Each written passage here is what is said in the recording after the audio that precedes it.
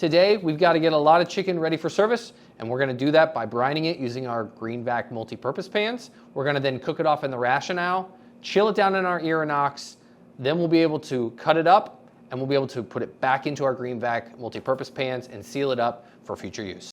To make our brine, we'll use a little bit of salt, sugar.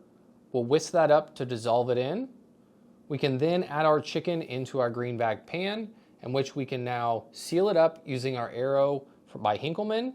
We'll use the external vac function and pull out about 98% of the oxygen, creating that perfect chamber for brining. All right, we've had our chicken brining for about 30 minutes in our green vac multi-purpose pan. Remember, we were able to stretch those fibers of the chicken, let it infuse the salt and the sugar mixture, our brine. You can use really anything you want. Italian dressing works great, so depending on how you want to flavor your chicken. But this is more of a multi-purpose functionality of our chicken. We're going to be using it for pasta dishes and other various ways. So we're going to load it up here on our hotel pans, sheet pans. And we're just going to hit it with a little bit of black pepper. Remember, we already got that salt infused in, so we don't need to add any more salt into our chicken. So we're going to get seasoned here, and then we're going to go right into the rationale using the roasting chicken function to make our lives really easy. All right, so we're able to hit our poultry function here on the rationale. We're going to go to our roasted chicken function. And then what's great is we can do it with or without probe. I prefer with probe so we can get a very accurate temperature. We can select how light or dark we want that chicken. So I'm going to keep it as is. And then even though it says medium, about 163, which is great, we have a couple degrees of carryover cooking that will happen, and that way it's perfect as we reheat this. So the oven's going to preheat, and when it's ready, we'll go ahead and load that chicken in.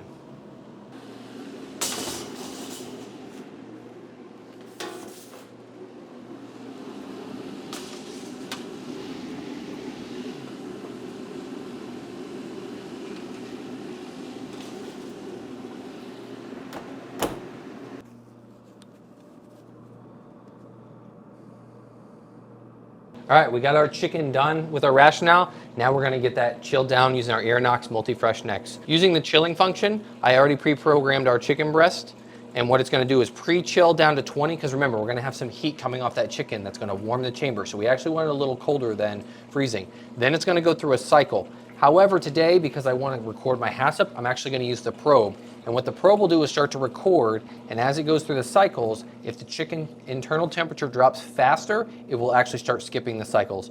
So ultimately, we're gonna get our chicken down below 40, under that 2-hour mark of the food safety zone. So let's go ahead and start.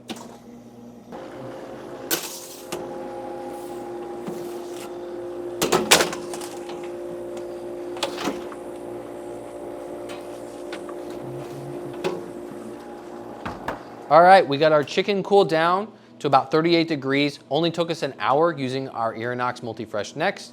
We transferred it into our green vac multi-purpose pan, and now we can store it for future use. We can leave it whole, dice it up, slice it up, however we want to use it.